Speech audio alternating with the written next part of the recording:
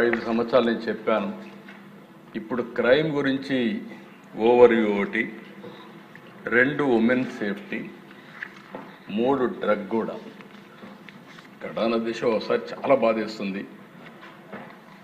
ఆ రోజు డ్రగ్స్ విపరీతంగా వచ్చాయి, గంజాయి విపరీతంగా వచ్చింది. దాని మీద మా పార్టీలో కూడా స్టేట్మెంట్లు ఇవ్వడం, కండెమ్ చేయడం అన్ని పెట్టారు. కడాన పార్టీ ఆఫీస్ పైన కూడా దాడి చేస్తే నేను ఆనాటి హోమ్ మినిస్టర్కి ఫోన్ చేసి రిక్వెస్ట్ చేసి, గవర్నర్కి ఫోన్ చేసి ఎక్కడికక్కడ కాపాడుకునే పరిస్థితికి వచ్చాం అధ్యక్ష.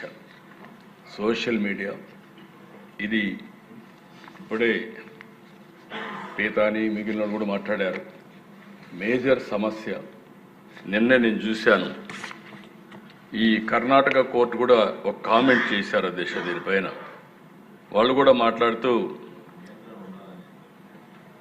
ఈ కొంతమంది సోషల్ మీడియా ప్లాట్ఫామ్ ఎక్స్కు కర్ణాటక హైకోర్టులో ఎదురు దెబ్బ, సహయోగ్ పోర్టల్కి ఎక్స్ దాఖలు చేసిన పిటిషన్ తిరస్కరణ, కంటెంట్ తొలగింపు ఆదేశాల అధికారులు సవాల్ చేస్తూ ఎక్స్ పిటిషన్, సోషల్ మీడియా నియంత్రించడం అవసరమన్న కర్ణాటక హైకోర్టు, మహిళలపై నేరాల అంశంలో సోషల్ మీడియా నియంత్రణ తప్పనిసరి, నియంత్రణ లేకుంటే పౌరుల గౌరవ హక్కు ఉల్లంఘించినట్టే, కంటెంట్ నియంత్రణ ఆదేశాలను యుఎస్ పాటిస్తుంది, భారత్లో మాత్రం చట్టవిరుద్ధ కంటెంట్ తొలగింపునకు ఎక్స్ నిరాకరిస్తుంది, ఎక్స్ పాటించే ద్వంద్వ ప్రమాణాలు ఆమోదయోగ్యం కాదు, కర్ణాటక హైకోర్టు నిర్ణయించే పరిస్థితికి వచ్చారు.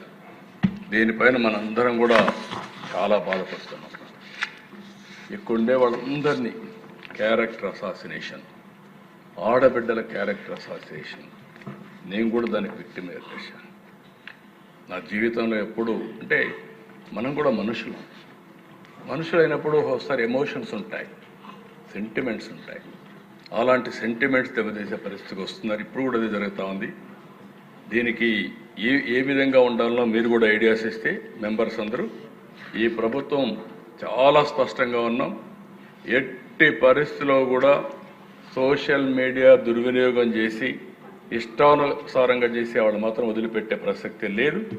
చట్టపరంగా ఉంటాం, అదే సమయంలో మాత్రం కఠినంగా ఉంటాం అధ్యక్ష.